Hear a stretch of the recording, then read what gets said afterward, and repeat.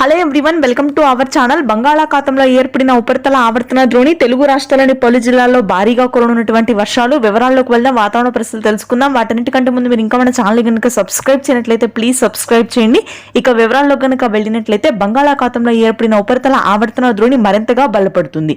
దీని ప్రభావంతో ఇప్పటికే ఉత్తర కోస్తా, మధ్యాంధ్ర జిల్లాల్లో కురుస్తున్నటువంటి వర్షాలు కొంతమేర తగ్గుముఖం పట్టినప్పటికీ రాయలసీమ జిల్లాల్లో ఈ ఉపరితల ఆవర్తన ద్రోణి అత్యధికంగా ప్రభావం చూపనుంది.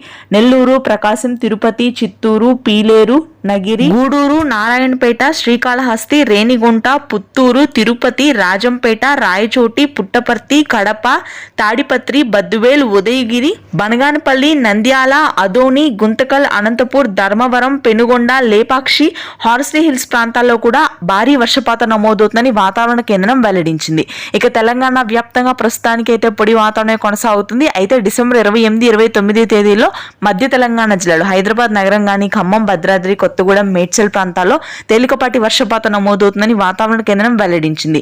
ఇక ఉత్తర తెలంగాణ వ్యాప్తంగా చలి వాతావరణమే ఉంటుంది. మరొక 4 రోజుల పాటు ఆదిలాబాద్, నిజామాబాద్, ఆసిఫాబాద్, సంగారెడ్డి, నల్గొండ ప్రాంతాల్లో కూడా తక్కువ వర్షాలుంటాయి. పొడి వాతావరణం ఉంటుంది. Thanks for watching this video.